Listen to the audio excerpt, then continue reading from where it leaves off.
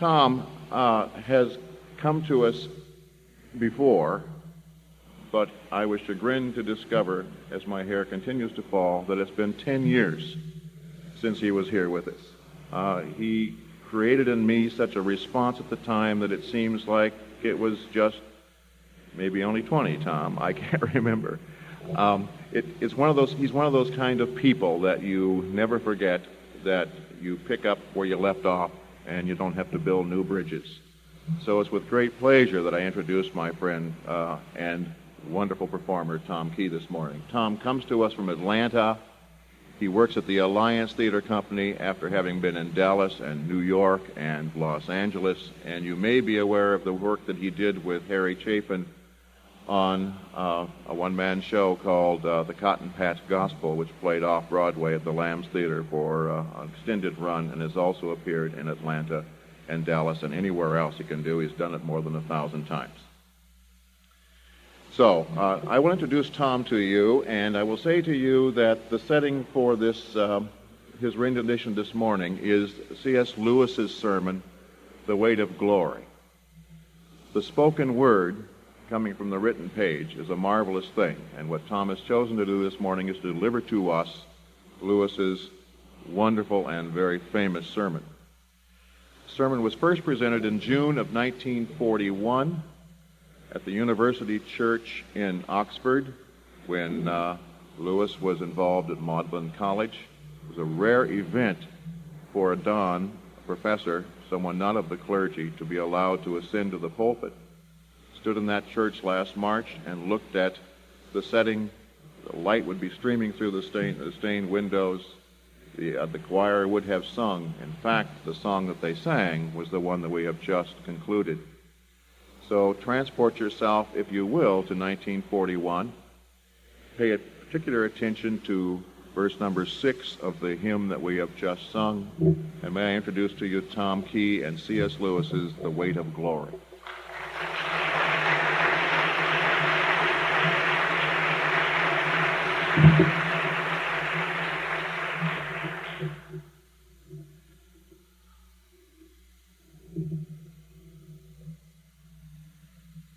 If you ask 20 good men today what they thought the highest of the virtues, 19 of them would reply, unselfishness. But if you asked almost any of the great Christians of old, he would have replied, love. You see what has happened? A negative term has been substituted for a positive. And this is of more than philological importance. The negative ideal of unselfishness carries with it the suggestion not primarily of securing good things for others, but of going without them ourselves, as if our abstinence and not their happiness was the important point. I do not think this is the Christian virtue of love. The New Testament has lots to say about self-denial, but not about self-denial as an end in itself. We are told to deny ourselves and to take up our crosses in order that we may follow Christ. And nearly every description of what we shall ultimately find if we do so contains an appeal to desire. If there lurks in most modern minds the notion that to desire our own good and earnestly to hope for the enjoyment of it is a bad thing, I submit that this notion has crept in from Kant and the Stoics and is no part of the Christian faith. Indeed, if we consider the unblushing promises of reward and the staggering nature of the rewards promised in the Gospels, it would seem that our Lord finds our desires not too strong, but too weak.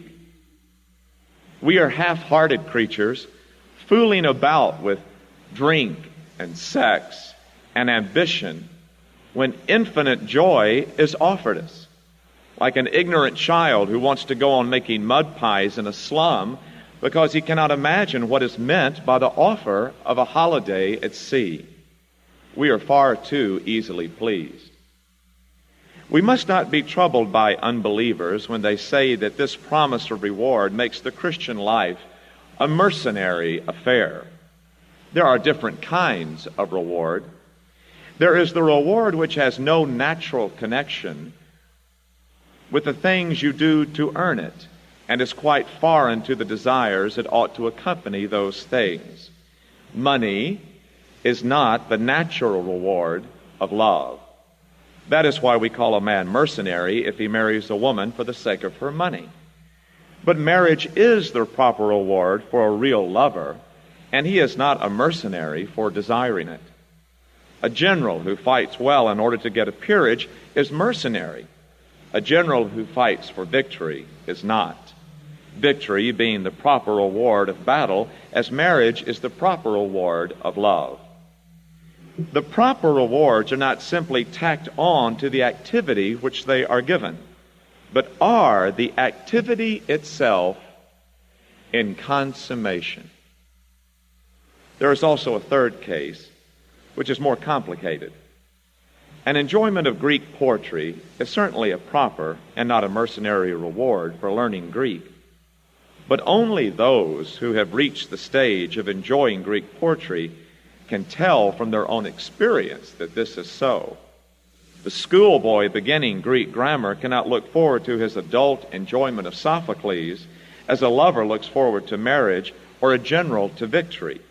He has to begin by working for marks, or to escape punishment, or to please his parents, or at best in the hope of a future good which he cannot at present imagine or desire. His position, therefore, bears a certain resemblance to that of the mercenary. The reward he is going to get will in actual fact be a natural or proper reward, but he will not know that till he has got it. Of course, he gets it gradually. Enjoyment creeps in upon the mere drudgery. And nobody could point to a day or an hour when the one ceased and the other began. But it is just in so far as he approaches the reward that he becomes able to desire it for its own sake.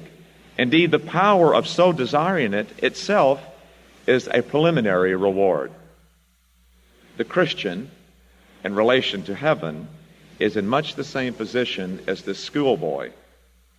Those who have attained everlasting life and the vision of God doubtless know very well that it is no mere bribe, but the very consummation of their earthly discipleship.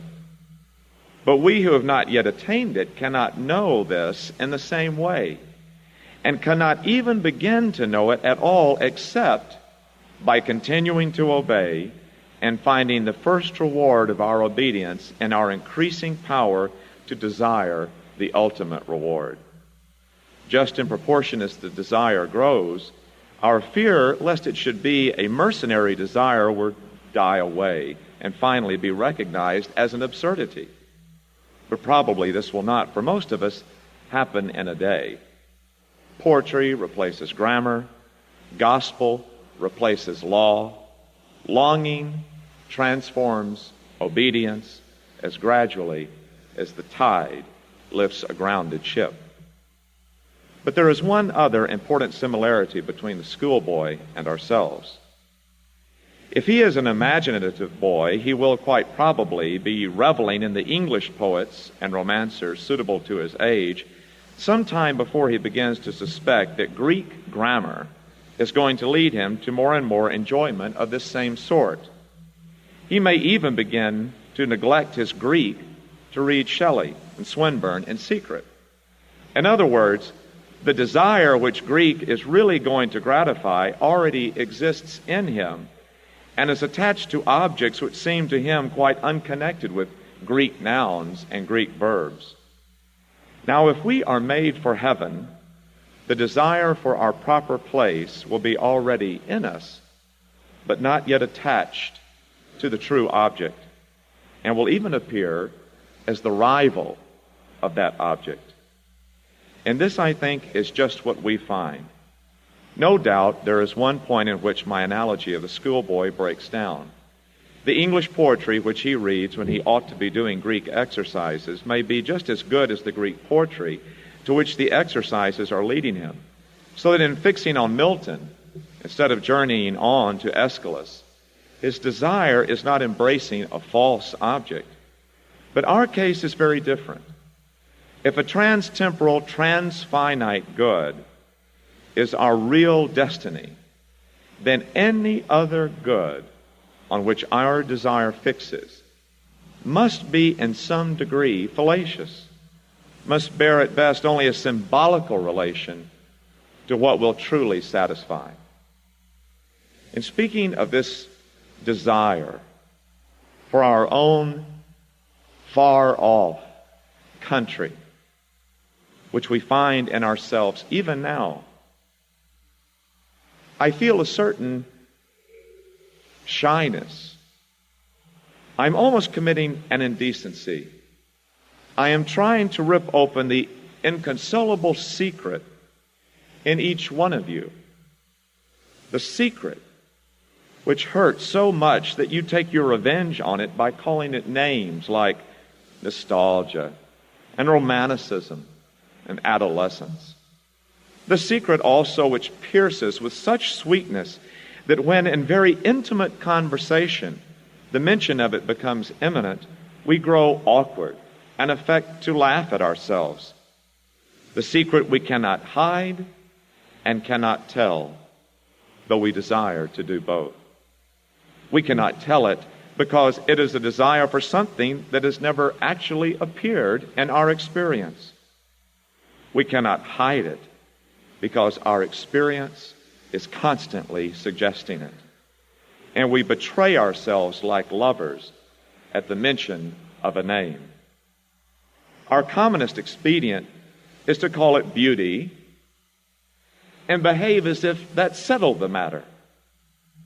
Wordsworth's expedient was to identify it with certain moments in his own past. But all this is a cheat. If Wordsworth had gone back to those moments in the past, he would not have found the thing itself, but only the reminder of it. What he remembered would turn out to be itself a remembering. The books or the music in which we thought the beauty was located will betray us if we trust to them. It was not in them. It only came through them. And what came through them was longing. These things, the beauty, the memory of our own past, are good images of what we really desire. But if they are mistaken for the thing itself, they turn into dumb idols, breaking the hearts of their worshipers. For they are not the thing itself. They are only the scent of a flower we have not found, the echo of a tune we have not heard, news from a country we have never visited.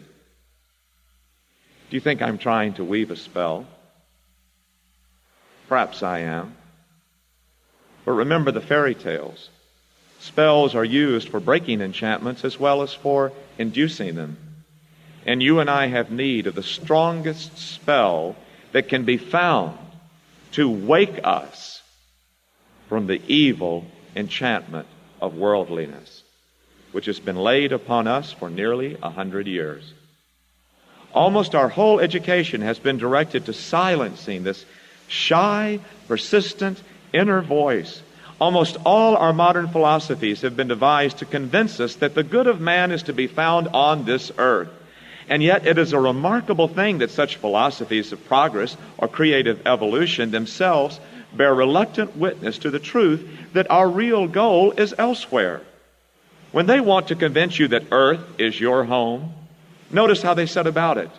They begin by trying to persuade you that earth can be made into heaven, thus giving a sop to your sense of exile in earth as it is.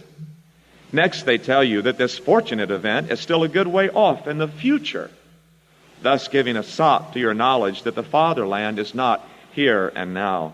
Finally, lest your longing for the trans-temporal should awake and spoil the whole affair, they use any rhetoric that comes to hand to keep out of your mind the recollection that even if all the happiness they promise could come to man on earth, yet still each generation would lose it by death, including the last generation of all, and the whole story would be nothing, not even a story, forever and ever.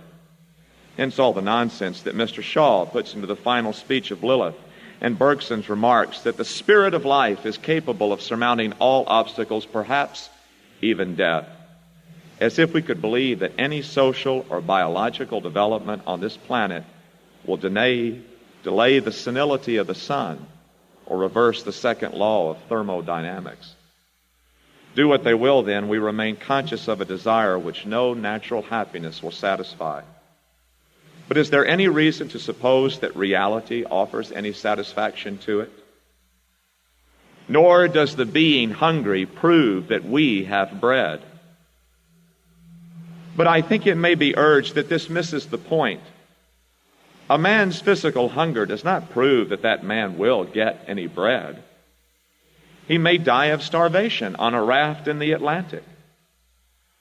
But surely a man's hunger does prove that he comes of a race which repairs its body by eating and inhabits a world where eatable substances exist. In the same way, though I do not believe, I wish I did, that my desire for paradise proves that I shall enjoy it, I think it a pretty good indication that such a thing exists and that some men will. A man may love a woman and not win her, but it would be very odd if the phenomena called falling in love occurred in a sexless world. Here then is the desire, still wandering and uncertain of its object, and still largely unable to see that object in the direction where it really lies.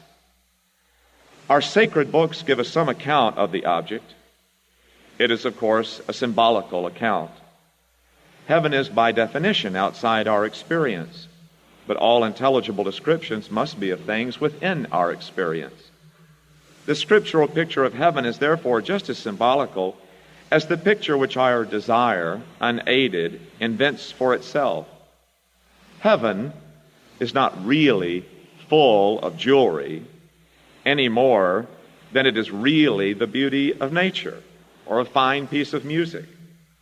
The difference is that the scriptural image has authority. It comes to us from writers who were closer to God than we, and it has stood the test of Christian experience down the centuries. The natural appeal of this authoritative imagery is, to me, very small. At first sight, it chills rather than awakes my desire, and that is just what I ought to expect. If Christianity could tell me no more of the far-off land than my own temperament led me to surmise already, then Christianity would be no higher than myself. If it is more to give me, I must expect it to be less immediately attractive than my own stuff. Sophocles at first seems dull and cold to the boy who has only reached Shelley. If our religion is something objective, then we must never avert our eyes from those elements in it which seem puzzling or repellent, for it will be precisely the puzzling or the repellent which conceals what we do not yet know and need to know. The promises of Scripture may very roughly be reduced to 5 heads. It is promised, firstly, that we shall be with Christ. Secondly, that we shall be like Him. Thirdly, with an enormous wealth of imagery, that we shall have glory. Fourthly, that we shall in some sense be fed or feasted or entertained. And finally, that we shall have some sort of official position in the universe, ruling cities, judging angels, being pillars of God's temple. The first question I ask about these promises is, why any of them except the first? Can anything be added to the conception of being with Christ? For it must be true, as an old writer says, that he who has God and everything else has no more than he who has God only? I think the answer turns again on the nature of symbols. For though it may escape our notice at first glance, yet it is true that any conception of being with Christ, which most of us can now form, will be not very much less symbolical than the other promises. For it will smuggle in ideas of proximity in space and loving conversation as we now understand conversation. And it will probably concentrate on the humanity of Christ to the exclusion of his deity. And in fact, we find that those Christians who attend solely to this first promise always do fill it up with very earthly imagery indeed. In fact, with hymns or even erotic imagery. I am not for a moment condemning such imagery. I heartily wish I could enter into it more deeply than I do, and pray that I yet shall. But my point is that this also is only a symbol, like the reality in some respects, but unlike it in others, and therefore needs correction from the different symbols in the other promises. The variation of the promises does not mean that anything other than God will be our ultimate bliss, but because God is more than a person, and lest we should imagine the joy of his presence too exclusively in terms of our present poor experience of personal love, with all its narrowness and strain and monotony, a dozen changing images correcting and relieving each other are supplied. I turn next to the idea of glory. There's no getting away from the fact that this idea is very prominent in the New Testament and in early Christian writings. Salvation is constantly associated with palms, crowns, white robes, thrones, and splendor like the sun and stars. All this makes no immediate appeal to me, and in that respect I fancy I am a typical modern. Glory suggests two ideas to me, of which one seems wicked and the other ridiculous. Either glory means to me fame, or it means luminosity. As for the first, since to be famous means to be better known than other people, the desire for fame appears to me as a competitive passion and therefore of hell rather than heaven. As for the second, who wishes to become a kind of living electric light bulb? When I began to look into this matter, I was shocked to find such different Christians as Milton, Johnson, and Thomas Aquinas taking heavenly glory, quite frankly, in the sense of fame or good report, but not fame conferred by our fellow creatures. Fame with God. Approval, or I might say, appreciation by God. And then when I had thought it over, I saw that this view was scriptural. Nothing can eliminate from the parable the divine accolade, "Well done, thou good and faithful servant." With that, a good deal of what I had been thinking all my life fell down like a house of cards.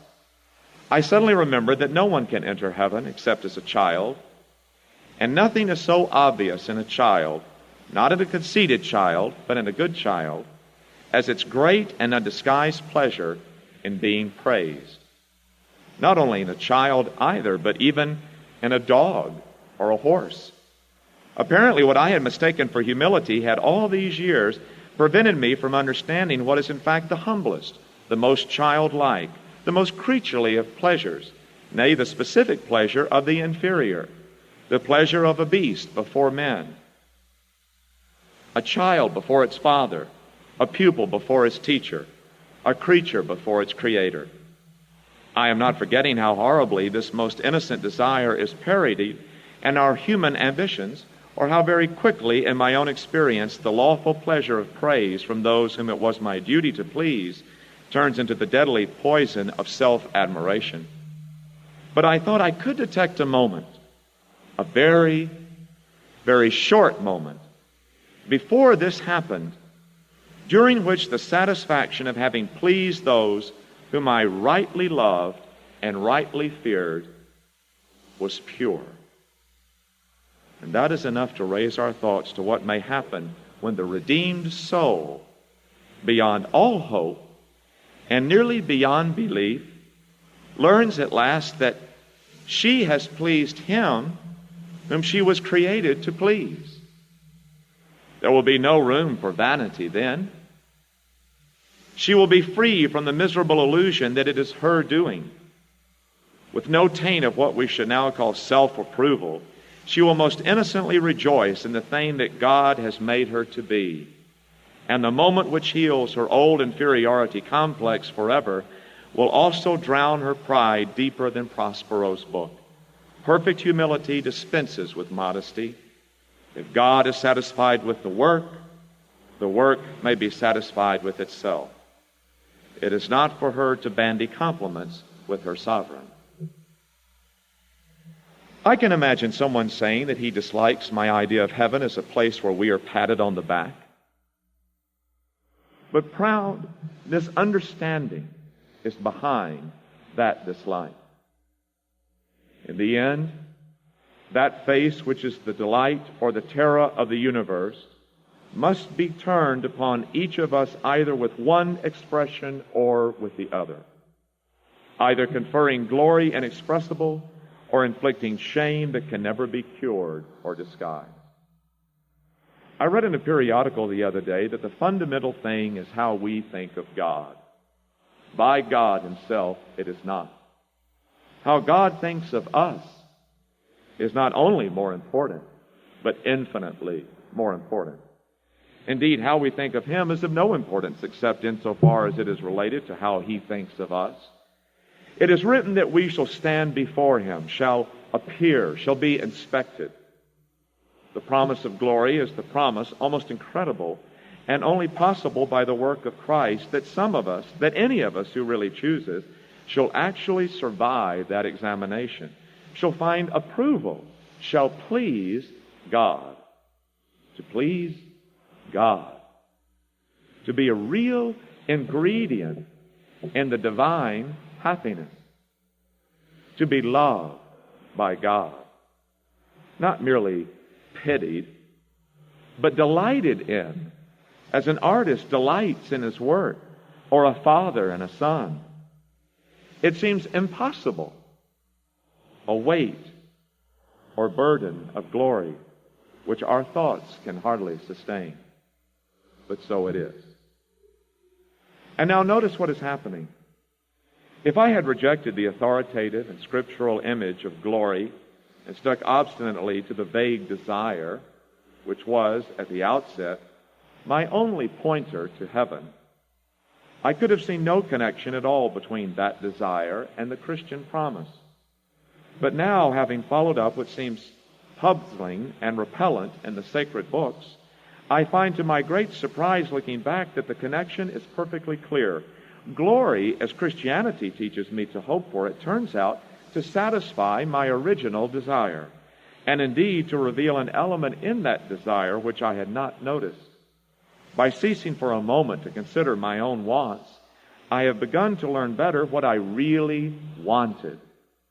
When I attempted a few minutes ago to describe our scriptural longings, I was omitting one of their most curious characteristics. We usually notice it just as the moment of vision dies away, as the music ends, or as the landscape loses the celestial light. What we feel then has been well described by Keats as the journey homeward to habitual self. You know what I mean. For a few minutes we have had the illusion of belonging to that world. Now we wake to find that it is no such thing. We have been mere spectators. Beauty has smiled, but not to welcome us. Her face was turned in our direction, but not to see us. We have not been accepted, welcomed, or taken into the dance. We may go when we please. We may stay if we can. Nobody marks us. A scientist may reply that since most of the things we call beautiful are inanimate, it is not very surprising that they take no notice of us. That, of course, is true. It is not the physical objects that I am speaking of, but that indescribable something of which they become for a moment the messengers. And part of the bitterness which mixes with the sweetness of that message is due to the fact that it is so seldom seems to be a message intended for us, but rather something we have overheard. By bitterness, I mean pain, not resentment. We should hardly dare to ask that any notice be taken of ourselves, but we pine the sense that in this universe we are treated as strangers, the longing to be acknowledged, to meet with some response, to bridge some chasm that yawns between us and reality, is part of our inconsolable secret. And surely from this point of view, the promise of glory in the sense described becomes highly relevant to our deep desire. For glory meant good report with God, acceptance by God, response, acknowledgement, and welcome into the heart of things. The door on which we have been knocking all our lives will at last be opened. Perhaps it seems rather crude to describe glory as the fact of being noticed by God, but this is almost the language of the New Testament. St. Paul promises to those who love God, not as we should expect that they will know Him, but that they will be known by Him. It is a strange promise. Does not God know all things at all times? But it is dreadfully re-echoed in another passage of the New Testament. There we are warned that it may happen to any one of us to appear at last before the face of God and hear only the appalling words, "I never knew you. Depart from me." In some sense, as dark to the intellect as it is unendurable to the feelings, we can be both banished from the presence of Him who is present everywhere and erased from the knowledge of Him who knows all. We can be left utterly and absolutely outside, repelled, exiled, estranged, finally and unspeakably ignored. On the other hand, we can be called in, welcomed, received, acknowledged. We walk every day on the razor edge between these two incredible possibilities. Apparently then our lifelong nostalgia, our longing to be reunited with something in the universe from which we now feel cut off, to be on the inside of some door which we have always seen from the outside, is no mere neurotic fancy, but the truest index of our real situation. And to be at last summoned inside would be both glory and honor beyond all our merits, and also the healing of that old ache. And this brings me to the other sense of glory. Glory is brightness, splendor, luminosity. We are to shine as the sun. We are to be given the morning star. I think I begin to see what it means. In one way, of course, God has given us the morning star already. You can go and enjoy the gift on many fine mornings if you get up early enough. What more, you may ask, do we want? But we want so much more. Something the books on aesthetics take little notice of, but the poets and the mythologies know all about it. We do not merely want to see beauty, though God knows even that is bounty enough. We want something else which can hardly be put into words. To be united with the beauty we see, to pass into it, to receive it into ourselves, to bathe in it, to become part of it. That is why we have peopled air and earth and water with gods and goddesses and nymphs and elves, that though we cannot, yet these projections can, enjoy in themselves that beauty, grace, and power of which nature is the image. That is why the poets tell us such lovely falsehoods. They talk as if the west wind could really sweep into a human soul, but it can't. They tell us that beauty born of murmuring sound will pass into a human face, but it won't, or not yet. For if we take the imagery of Scripture seriously, if we believe that God will one day give us the morning star and cause us to put on the splendor of the sun, then we may surmise that both the ancient myths and the modern poetry, so false as history, may be very near the truth as prophecy. At present, we are on the outside of the world, the wrong side of the door. We discern the freshness and purity of the morning, but they do not make us fresh and pure. We cannot mingle with the splendors we see, but all the leaves of the New Testament are rustling with the rumor that it will not always be so. Someday, God willing, we shall get in. When human souls have become as perfect in voluntary obedience as the inanimate creation is in its lifeless obedience, then they will put on its glory, or rather that greater glory of which nature is only the first sketch. For you must not think that I am putting forward any heathen fancy of being absorbed into nature. Nature is mortal. We shall outlive her. When all the suns and nebula have passed away, each one of you will be alive. Nature is only the image, the symbol, but it is the symbol Scripture invites me to use. We are summoned to pass in through nature, beyond her, into that splendor which she fitfully reflects. And in there, in beyond nature, we shall eat of the tree of life. At present, if we are reborn in Christ, the Spirit in us lives directly on God. But the mind, and still more the body, receives life from Him at 1,000 removes, through our ancestors, through our food, through the elements. The faint, far-off results of those energies which God's creative rapture implanted in matter when He made the worlds are what we now call physical pleasures. And even thus filtered, they are too much for our present management.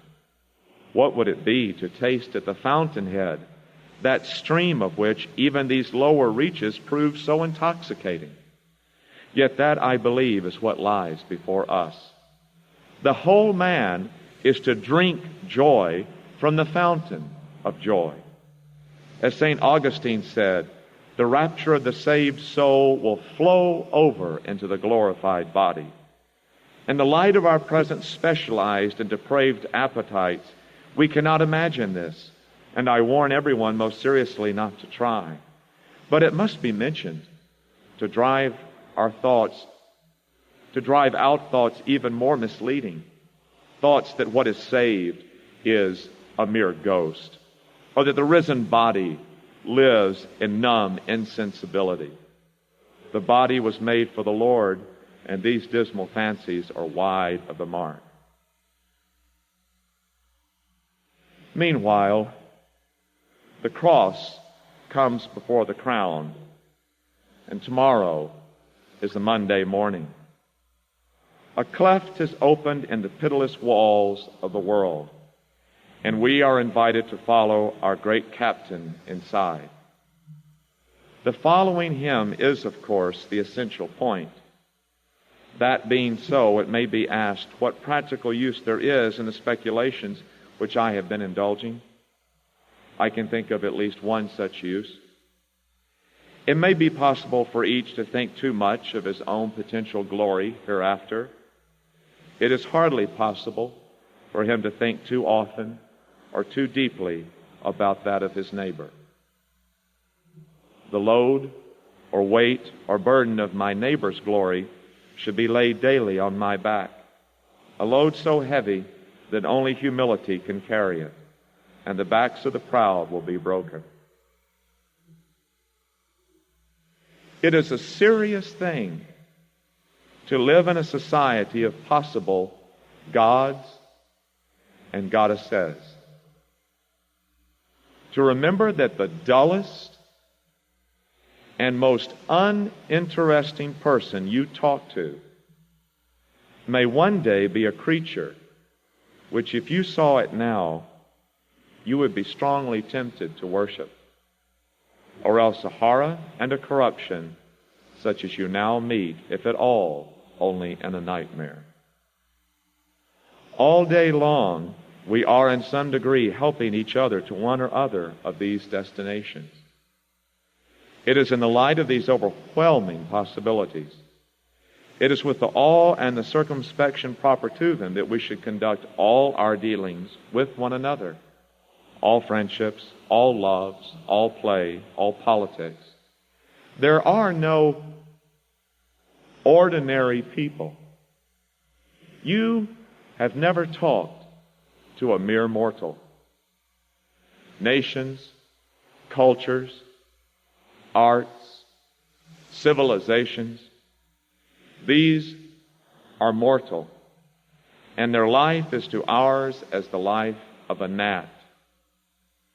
But it is immortals whom we joke with, work with, marry, snub, or exploit. Immortal horrors or everlasting splendors. This does not mean that we are to be perpetually solemn. We must play, but our merriment must be of that kind, and it is in fact the merriest kind, which exists between people who have from the outset taken each other seriously. No flippancy, no superiority, no presumption. And our charity must be a real and costly love, with deep feeling for the sins, in spite of which we love the sinner. No mere tolerance or indulgence, which parodies love as flippancy parodies merriment. Next to the Blessed Sacrament itself, your neighbor is the holiest object presented to your senses. If he is your Christian neighbor, he is holy in almost the same way. For in him also Christ, the glorified and the glorifier, glory himself, is truly hidden.